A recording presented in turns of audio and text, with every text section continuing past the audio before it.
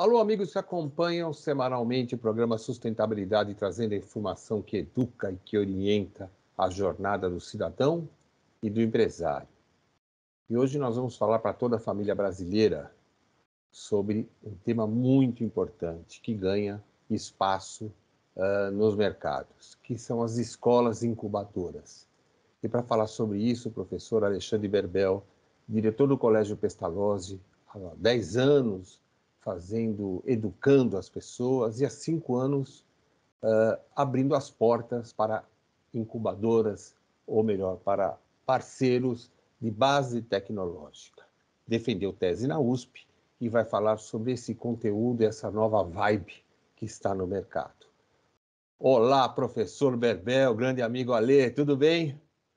Bom dia, Roberto. Bom dia, ouvintes. É uma honra estar aqui com você novamente. É uma satisfação muito grande poder divulgar esse conceito, esse novo paradigma que é a escola incubadora, né? Eu acredito que essa ideia tem o potencial de mudar muita coisa no nosso país, gerar postos de trabalho de qualidade, gerar tecnologia, desenvolvimento para os nossos jovens, mexer na economia, fazer com que muita coisa positiva aconteça em muitas e muitas cidades brasileiras. Então, de maneira assim totalmente não pretensiosa, né? Mas acreditando na força da ideia, eu acredito realmente que a escola incubadora pode transformar muita coisa no nosso país, gerando benefícios aí para todas as partes envolvidas. Bom, primeiro, obviamente, vamos esclarecer qual é o conceito técnico de uma escola incubadora. Então, as escolas, elas são organizações, de modo geral, muito estáveis, muito estáveis. Porque uma criança, ela entra numa educação infantil e avança até o ensino médio, são muitos anos. Os pais geralmente não gostam de ficar mudando os filhos de escola. Então, essa estabilidade da escola, ela pode ser combinada com uma coisa muito positiva, que é a chegada de inovação. Pessoas boas, inteligentes, pesquisadores, eles podem utilizar o ambiente da escola para desenvolver pesquisa científica, para desenvolver novos produtos e serviços, e com isso essas empresas se tornam o que a gente chama de edtechs, né? São startups voltadas para a educação. E com isso, essas empresas escalam, se tornam empresas milionárias, né? Gerando benefício social, gerando conhecimento científico, gerando postos de trabalho. Você conhece bem o Game Arcos, né? Game Arcos, ele ficou incubado dentro do Colégio Pestalozzi e encontrou o seu modelo vitorioso e está escalando, né? Então, foi inicialmente uma startup, né? Depois do estágio de startup, ele vira uma empresa de base tecnológica consolidada e ele cresce, né? E são aí milhares e milhares de crianças pelo Brasil que já utilizam a biblioteca virtual, os campeonatos de leitura municipal, estadual e nacional, né? E tudo isso foi construído dentro do Colégio Pestalozzi. Começou numa incubadora tradicional, né? E precisou de um ajuste fino que foi feito dentro da realidade escolar, com professores, com alunos, com coordenação. Então, Ale, esse... desculpa te interromper, eu acho que é prudente a gente até esclarecer para a audiência, quer dizer, uma incubadora. Incubadora, por exemplo, em São Paulo, como o Cietec, né, é um berçário de novas empresas. Então, lá estão empresas que querem desenvolver tecnologia para a saúde, tecnologia para a educação, ou seja, quem está iniciando uma pequena jornada e fica dentro de um local onde as técnicas estão compartilhadas. O prédio da USP, por exemplo, abre suas portas é uma incubadora e abre suas portas para empresas que estão começando a nova jornada, né? Você está entrando com um novo conceito dizendo que a própria escola, ela, por ser estável, por ter uma terra germinada na produção da educação, da transformação social, ela passa a ser naturalmente um local que agrega, que atrai essas novas empresas que podem lá compartilhar o conhecimento. Perfeitamente, Mangavite, é isso mesmo. Você conhece bem o CIETEC, né?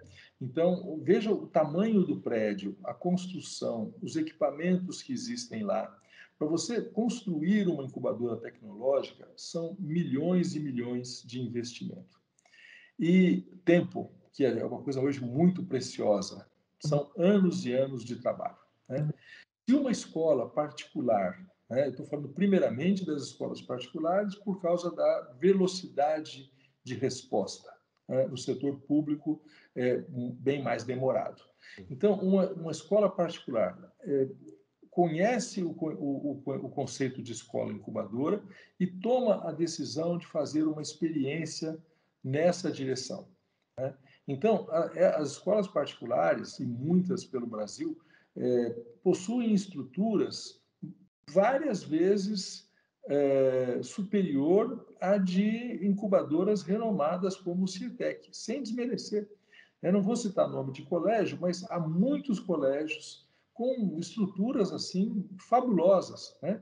Sim, E eu vou me permitir dizer, por exemplo, aqui em São Paulo, na Vila Mariana, lá na linha do metrô, nós temos duas grandes escolas que são monstros, que têm telhados imensos, que que elas começam a instalar, vamos dizer, energia fotovoltaica, solar, elas perfeito. passam a ser educadoras que ampliam o cenário da educação formal e Isso, educando o cidadão, é isso que você quer isso. dizer? Na área de energia solar, você pode ter pesquisas fantásticas. Não é simplesmente colocar as placas e obter a energia. Há muita pesquisa científica que pode ser desenvolvida nessa direção. A coleta de água de chuva e o trabalho com a potabilidade da água da chuva, né? Quer dizer, a água vai ficar um recurso cada vez mais escasso, né?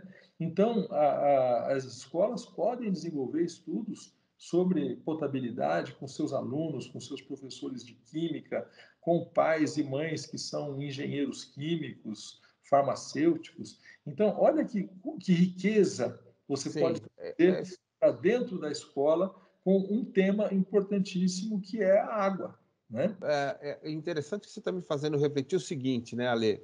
Significa que a gente passa a educar o cidadão também, simultaneamente, à criança, né? Exatamente. As escolas que possuem já décadas de funcionamento, elas têm todo um carinho da sua comunidade. Então, tem o avô, tem o tio, tem a avó, tem a mãe, estudou ali, gostaria que o filho estudasse ali também. Então, a gente tem uma riqueza socioemocional, né? Uma riqueza da sociedade, da comunidade que envolve a escola. Nosso Colégio Pestalozzi, ele tem uma década de vida, quer dizer, e ele conseguiu desenvolver muita coisa. Você imagina escolas que já possuem décadas e décadas e que já possuem toda uma comunidade que tem um carinho especial pela escola. Essas pessoas podem ser chamadas para reuniões onde se mostra o conceito da escola incubadora e fala, olha, nós vamos, além da educação bacana que a gente já oferece, nós vamos inovar com a energia solar, com a água da chuva, com plantas medicinais, com inúmeros temas Eu interessantes. estou aqui refletindo também num aspecto emocional interessante, porque, assim, muitas pessoas se formam na escola, né, na escola tradicional, vão para a faculdade e sentem um certo carinho pelo colégio que estudou, pelo ginásio que estudou, né? E Exatamente. acaba querendo, às vezes, retribuir de alguma forma o conhecimento que agregou ou que formou na faculdade, vamos chamar assim. Então, a escola incubadora acaba sendo uma porta de entrada para retornar esse conhecimento que transcendeu a escola e ele retorna voluntariamente. É o pai de um novo aluno que fala: eu quero voltar para a escola onde eu estive para passar a estender a educação, é isto? Exatamente. E eu acho que tem esse retorno, sim, daquele que já galgou, já chegou à universidade, mas há também uma outra questão anterior a essa, né? Imagine o seu neto adolescente desenvolvendo um projeto bem bacana dentro da escola, né? E ele chega para você e fala, vô, eu fui convidado para fazer estágio, né, numa empresa de base tecnológica, eu vou ser jovem aprendiz dessa empresa, né? E me falaram que quando eu terminar o ensino médio, eu posso até ter uma participação nessa empresa. Olha que Sim, riqueza, sim. né? Quer dizer, ó, a geração de riqueza, o posto de trabalho para o jovem. Hoje, o desemprego no Brasil hoje ele é muito concentrado em jovens de 16 a 25 anos.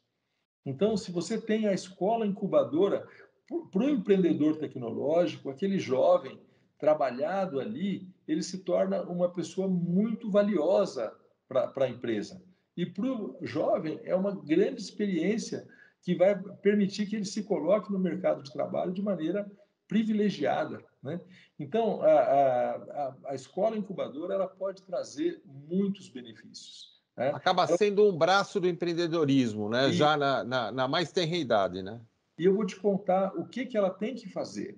Veja bem, não traga empreendedores tecnológicos com todo cuidado, não cobre deles aluguel, água, luz, telefone, internet, limpeza, manutenção, não cobre nada, né? Traga esse tipo de financiamento alternativo, a gente chama tecnicamente de bootstrapping. O que é o bootstrapping? Esse financiamento inteligente. Porque o que acontece com a empresa incubada? Ela enfrenta o que a gente chama de vale da morte. É um período onde ela investe muito e ela não sabe se ela vai ter retorno. Então, ele investe, morre na praia. A empresa quebra, é descontinuada. Isso acontece aí com altíssimo percentual das startups, né? Quando ela vai para dentro de uma escola que não cobra isso dela, né, fica muito mais fácil para o empreendedor sobreviver, encontrar o modelo vitorioso e escalar, né? Então, a escola se beneficia por trazer pessoas inteligentes, qualificadas, pessoas com mestrado, com doutorado, com projetos interessantes, né? Os professores se oxigenam com esse conhecimento, os alunos adoram, os pais também gostam muito. Então, tudo isso é benefício, né? Ou seja, vocês tendem você diminui o risco de que ela caia no vale da morte na saída, né? Exatamente, exatamente. O desenvolvimento das startups ele pode ser muito bem estudado por uma teoria de um sujeito chamado Howard Love. Ele criou um livro chamado A Curva J das Startups. E essa curva J é justamente a barriga do J, é o período de prejuízo, né, que a empresa dificilmente supera. Depois que ela começa a crescer, ela tem uma fase exponencial e depois ela cresce um pouquinho menos que o exponencial, né? Que é a finalização da haste do J, digamos assim. Então, quando você conhece esse padrão e você consegue achatar essa barriga do J, né? Não exigindo do seu empreendedor tecnológico um investimento tão alto, né? Ele consegue atravessar essa curva, a empresa escala e gera muitos benefícios. E aí me vem a pergunta, Ale, do seguinte: como é que você seleciona qual é o perfil? Porque, por exemplo, você Isso. tem uma escola em Osasco, né, Uhum. que tem um padrão econômico X, né? E ali temos alunos com seus pais empreendedores, trabalhadores e tal. Você tem que começar a selecionar pela área que você tem, pelas necessidades socioambientais no entorno da escola. Como é que é essa seleção para agregar isto? As escolas, Roberto, no Brasil inteiro, sempre tomam muito cuidado, de modo geral, tem exceções, tá? Tomam muito cuidado com as pessoas que elas trazem para dentro da escola. Porque essas pessoas vão conviver com os pais, vão conviver com os alunos, vão conviver com os demais colaboradores. Então, o cuidado com essa seleção, ele já é uma coisa exercitada pelas escolas. Nenhuma escola Natural. não quer trazer uma pessoa desqualificada para dentro, né? Então, esse mesmo cuidado que já existe tem que acontecer também com os empreendedores tecnológicos, né? Muitas vezes isso acontece na própria comunidade. Então, você tem um pai que é programador, você tem uma mãe que é química, você pode convidar essas pessoas, né? No nosso caso do Colégio Pestalozzi, nós utilizamos muito duas incubadoras tradicionais. Nós utilizamos o Cietec e utilizamos a Habitats, né? Então, os convites foram feitos, né, para empresas que já estiveram incubadas nesses espaços, mas aceitamos outras também que não tiveram essa sorte, digamos assim, de ter sido incubada. Você sabe, se acompanha, nós estamos desenvolvendo uma startup hoje que vai cuidar de idosos, né? Nós estamos preparando os cuidadores de idosos. A Você sabe que eu plataforma... estou defendendo o meu interesse pessoal nisso, porque eu quero uma vaguinha nisso, mas como usuário, não como sócio empreendedor. O Brasil vai precisar de milhões de cuidadores de idosos, né? Então, você poder oferecer uma parte teórica pela internet, com plataformas, né? E você poder oferecer uma capacitação prática no Colégio Pestalozzi ou em parceiros, que são outros polos pelo Brasil. Então, é uma tecnologia muito bacana que vai ajudar a gerar uma mão de obra qualificada para dar dignidade para os nossos idosos. O idoso, de modo geral, ele quer ficar em casa, ele não quer ser levado para uma casa, né? Às vezes acontece, às vezes a família não tem alternativa, mas, de modo geral, ele gosta de ficar em casa. Então, um cuidador, né, pode dar uma atenção especial. E os idosos, como você sabe, têm perfis muito diferentes. Tem aqueles que estão super bem, super saudáveis, com independência, até aqueles que têm um problema de mobilidade, né, que a coisa fica bem mais complexa, né? Mas então Sem contar aqueles que já não são idosos, não sendo idosos, mas estão com a mobilidade reduzida por um acidente, que requer o mesmo tipo de cuidado. Pode ser um jovem, mas que às vezes a cadeira de roda não passa na porta do apartamento, por exemplo, né? Por exemplo. Para lembrar uma coisa, que no Brasil é triste, né? É terrível, né? Então, você vê, novas edtechs podem ser formadas, não só edtechs, mas startups de outras áreas, né? Podem ser criadas dentro da escola. Veja, pelo Brasil afora, caem árvores por ocasião de chuvas, de vendavais, e uma árvore que caiu, no meio de tantas outras que permaneceram de pé, é uma árvore que estava comprometida por cupim, por algum outro tipo de praga, né? Hoje, nós temos aparelhos de ultrassom e outros aparelhos que permitem que você identifique uma árvore que está fragilizada antes que ela caia e machuque alguém e tal.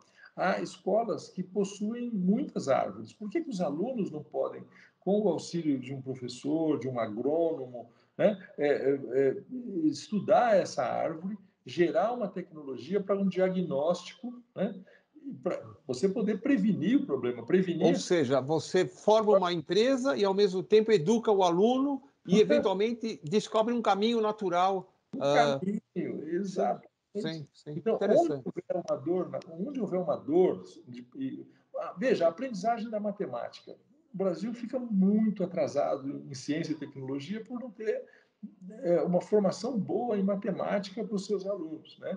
A escola é um ambiente fantástico para se estudar as dificuldades de aprendizagem da matemática, né? Que podem gerar aí aplicativos, podem gerar, como é o aluno aplicado, que é um parceiro nosso dentro do Colégio Pestalozzi, né? Eu quero até aproveitar aqui e, já que você tocou no assunto, para depois você retomar nesse, você estava falando sobre os cuidados com idosos, né? Quero aproveitar e fazer um merchanzinho aqui, né? Vocês estão vendo aqui no caractere o endereço do Colégio Pestalozzi, que tem um curso voltado para a formação de profissionais para atendimento a pessoas da terceira idade que estejam com limitação, né? E é um curso muito interessante, porque às vezes a gente esquece que o idoso tem um perfil, uma forma de ver a vida que é muito diferente das pessoas, digamos, em faixas mais jovens, né?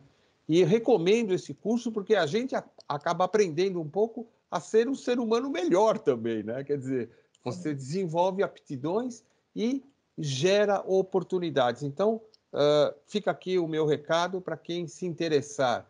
Quem estiver desempregado, que tiver, às vezes, até uma dúvida sobre os novos caminhos para seguir, uma boa dica, porque os salários são muito altos e isso ajuda muito no mercado. Mas voltando ao que você estava falando, então, sobre esse mix de ideia de que o aluno vai estudar biologia na árvore da escola e Uhum. acaba criando esse cenário de troca de aprendizado, né? Você Exatamente. enxerga quais outras áreas que seriam plausíveis esse cenário, digamos assim? Eu queria colocar um tijolinho antes disso. A proximidade com as universidades é muito importante, né? Porque as universidades elas acabam gerando, né, todo um conhecimento científico que pode ser transmitido para dentro da escola incubadora. Então, de alguma maneira, quem decidir desenvolver na sua escola, uma escola incubadora, convém que faça uma pesquisa, que construa um relacionamento, porque isso facilita muito.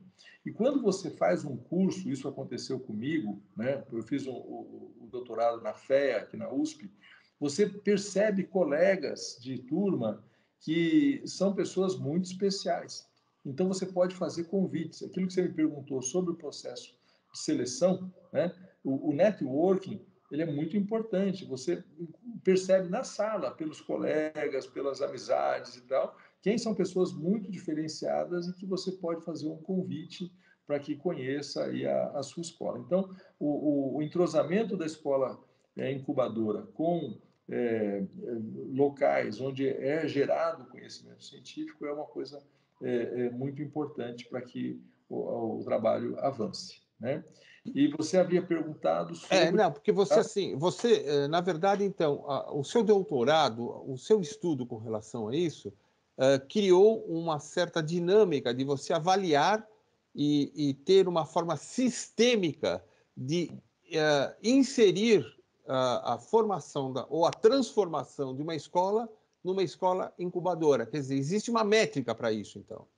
Sim, sim. A tese, em 2 meses, vai estar disponibilizada, né, no Teses USP.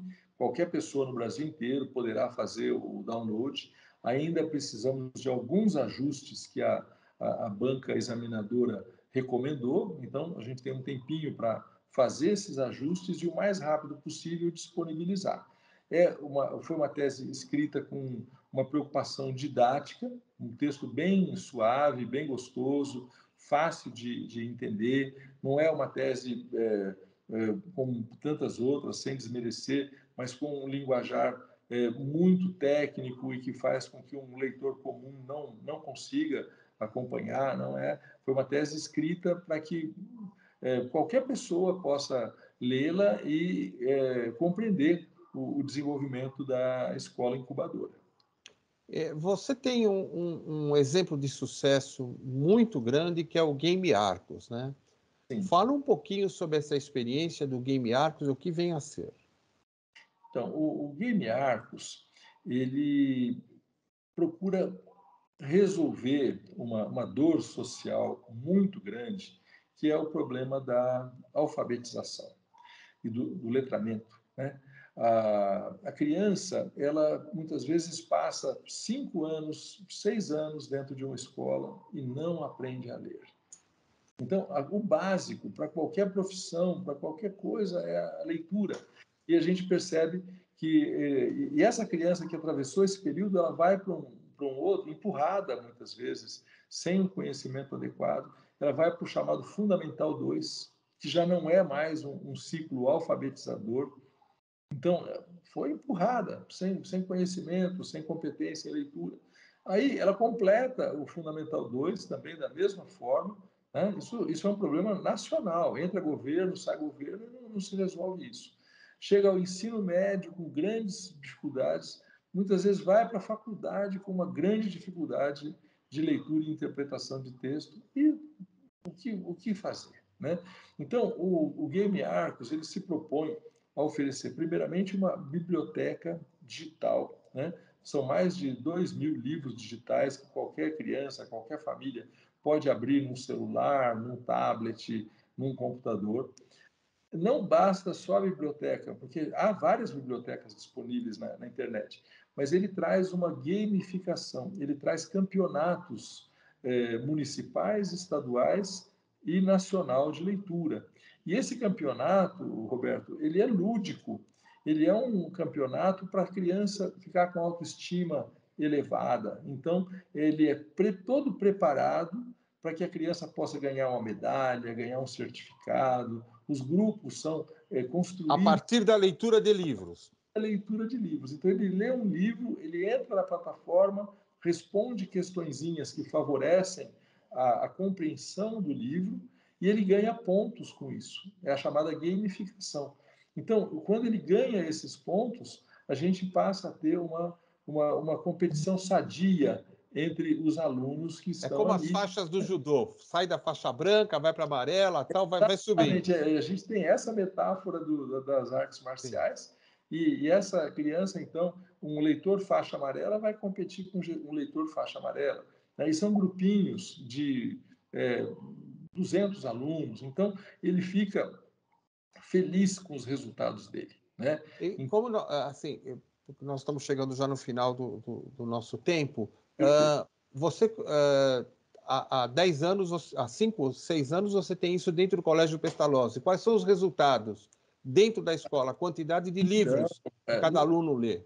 Então, a nossa meninada, no começo, não houve uma adesão muito rápida, não.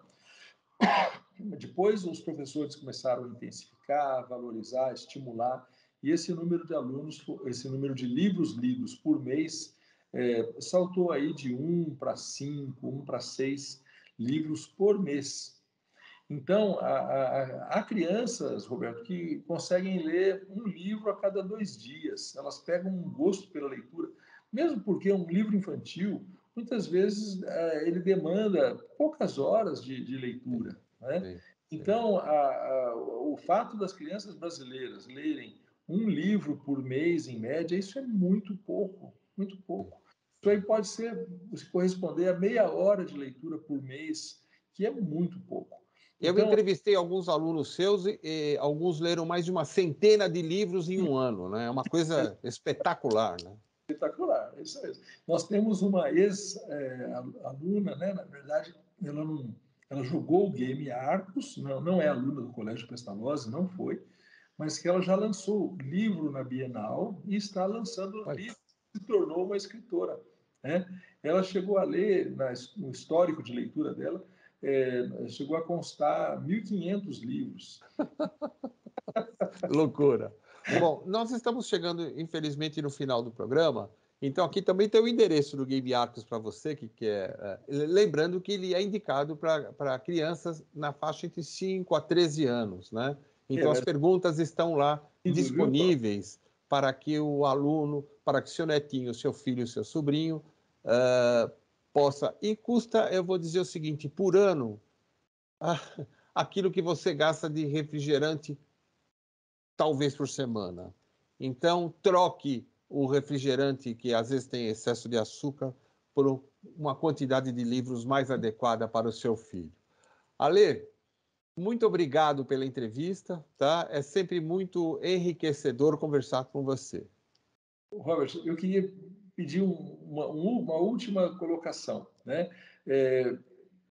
Para que as pessoas que estão assistindo que pensem com muito carinho nesse conceito da escola incubadora.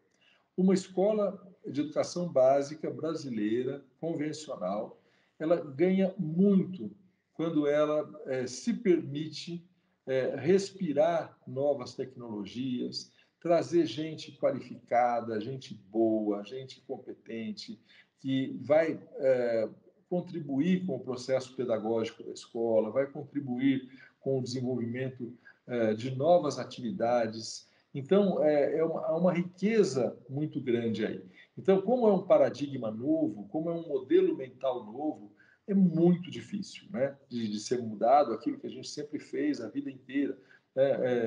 Como dizia o Einstein, né, é mais fácil quebrar um átomo do que quebrar um preconceito. Então, a gente, é verdade, constrói preconceitos, crenças e fica muito difícil mudar. Então, se permitir pensar num novo paradigma, num novo modelo mental, né, e que a escola pode trazer isso e beneficiar os seus jovens, suas crianças, seus pais, seus avós, toda a comunidade escolar, gerar postos de trabalho, gerar riqueza, né? Isso é muito importante. Então, é um pedido de permissão, né? Para que essa ideia chegue às nossas cabeças aí, né? Tá bom. Muito grato pela oportunidade, muito grato à sua equipe também. É sempre uma honra estar aqui com vocês, né? E vamos em frente, vamos levar adiante esses novos paradigmas. Muito O programa obrigado. Sustentabilidade encerra aqui mais uma edição, há uma década também no ar, falando de educação, de sustentabilidade, de novos tempos para você, cidadão, mamãe, papai, empresários e todos aqueles que querem construir um mundo melhor. E até a próxima semana.